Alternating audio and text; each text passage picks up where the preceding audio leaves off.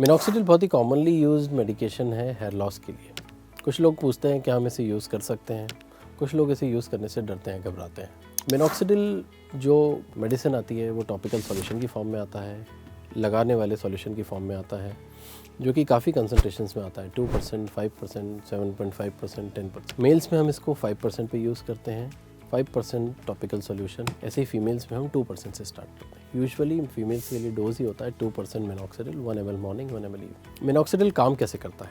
Minoxidil बालों में या स्कैल्प में ब्लड सप्लाई को बढ़ाता है, ब्लड सप्लाई को, ब्लड वेसल्स को डायलेट करता है। इससे ब्लड सप्लाई बढ़ता है, बालों को ज़्यादा ब्लड मिलता है, बालों को ज़्यादा न्यूट्रिशन मिलता है। इसकी वजह से बाल झड़ना कम होते हैं, बालों की लेंथ बढ़ती है, बालों की क्वालिटी अच्छी होती है, बालों की थिकनेस बढ़ती है और हेयर की डेंसिटी ठीक होती है। मिनॉक्सिडिल के रिजल्ट्स कुछ सालों में स्टेबल हो जाते हैं। मिनॉक्सिडिल काफ़ी फॉर्म्स में आता है। सबसे कॉमनली अवेलेबल होता है सॉल्यूशन, इसके अंदर आइसोप्रोपाइल अल्कोहल होता है।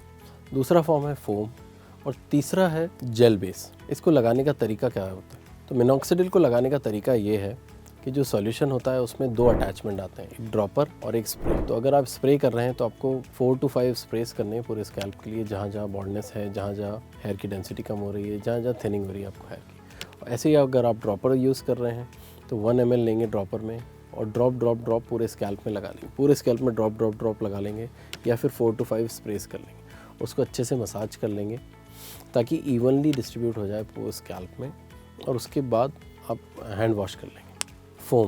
फोम को आप कैप में लेंगे, उसको हाफ अ कैप ले सकते हैं मॉर्निंग और इवनिंग दोनों टाइम के लिए। थोड़ा थोड़ा लेके लगाएंगे फोम को और उसको मसाज कर लेंगे। जेल बेस भी आता है इसमें। जेल बेस का भी यूज़ करते हैं जब छोटे एरिया के लिए करना होता है, जैसे कि बियर्ड या आईब्रोज, तो उस टाइम पे मिनॉक्सिडिल जेल बेस यूज़ करते हैं। मिनॉक्सिडिल जब भी आप लगाएंगे, चाहे कोई भी फॉर्म हो, लोशन हो, फोम हो, जेल बेस हो, वो आपको ड्राई स्कैल्प में लगाना है, गीले बालों में नहीं लगाना है, ताकि उसका एब्जॉर्प्शन अच्छा हो। Side effects of minoxidil. Most common side effect जिसको बोला जाता है या फिर जिसकी वजह से बहुत सारे लोग डिसकंटिन्यू कर देते हैं मिनॉक्सिडिल को, वो है सडन हेयर फॉल।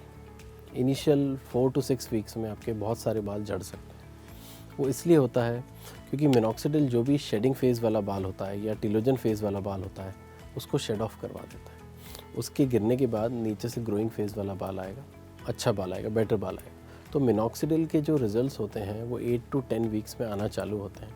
तो कभी भी जो इनिशियल शेडिंग होती है उसकी वजह से मिनॉक्सिडिल को स्टॉप नहीं करना।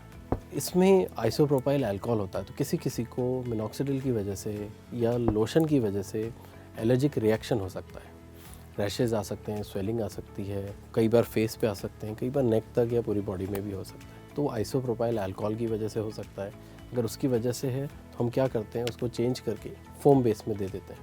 फोम से यूजुअली नहीं होता है, बट किसी को अगर मिनॉक्सिडिल सॉल्ट से एलर्जी है तो हमें मिनॉक्सिडिल सॉल्ट को ही चेंज करना होगा और कोई ऑल्टरनेट सॉल्ट देना होगा, जैसे कि कैपेक्सिल, अमीनेक्सिल, प्रोकैपिल, व्हाटएवर। कुछ लोगों को मिनॉक्सिडिल की वजह से dry scalp, dandruff, seborrheic dermatitis जैसी प्रॉब्लम्स भी हो सकती हैं। अगर ये कम है तो आप हफ्ते में 1 बार या 2 बार एंटी डैंड्रफ शैम्पू यूज़ कर सकते हैं, ये कंट्रोल हो जाएगा।